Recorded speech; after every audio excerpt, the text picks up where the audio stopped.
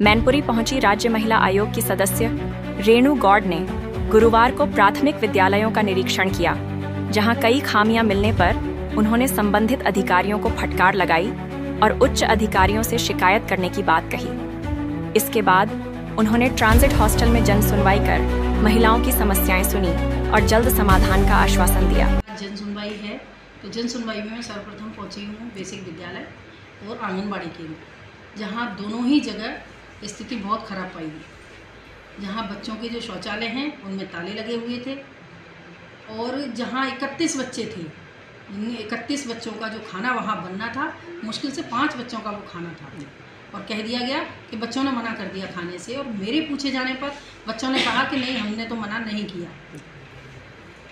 तो ये सब क्या हो रहा है? रसोई में जब जांच की है तो रसोई में भी राशन नहीं पाया गया है, थोड़ा थोड़ा कुछ भी रखा हुआ है। जिस तरीके से रसोई होनी चाहिए विद्यालय की, उस तरीके से रसोई में भी राशन नहीं पाया गया है।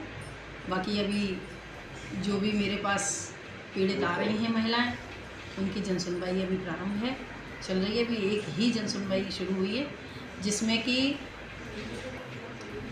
पत्नी मेरे पास आई हैं और वो कह रही हैं मेरे पति मेरी ही भाभी को लेकर चले गए हैं, जो कि भाभी 2 बच्चों की माँ है और उसके स्वयं भी एक बच्चा है। जो मेरे पास पीड़ित आई है उसके भी एक स्वयं बच्चा है, उसको छोड़ करके वो उसकी भाभी को लेकर के चला गया। जैसे सबूत वो लेकर के आई हैं, उन सबूतों में देखा जा रहा है कि जो लड़का उनको लेकर के गया है, भाभी को लेकर के गया है, और भाभी के अलावा भी कई लड़कियों के साथ ऐसा कर चुका है। उनके पास सारी फ़ोटोज़ हैं।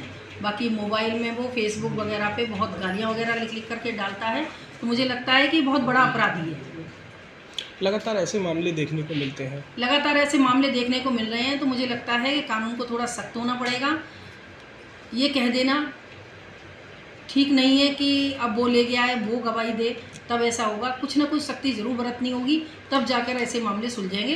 क्योंकि ऐसे मामलों में क्या होता है कि एक ही जीवन खराब नहीं होता, 2 जीवन खराब होते हैं, 2 परिवार खराब होते हैं। विद्यालय का जो निरीक्षण किया उसमें कमियां पाई, क्या उनके खिलाफ कोई कार्रवाई की जाएगी? जी हाँ, उनके खिलाफ कार्रवाई होगी। आज मैं जब मेरी जन सुनवाई समाप्त हो जाएगी उसके बाद मैं डीएम साहब से मिलती हूँ, उस विषय में चर्चा करती हूँ। बाकी जन सुनवाई में जो अधिकारी होने चाहिए वो सारे अधिकारी भी नहीं आए हुए हैं। सबको होना चाहिए, नहीं होते हैं।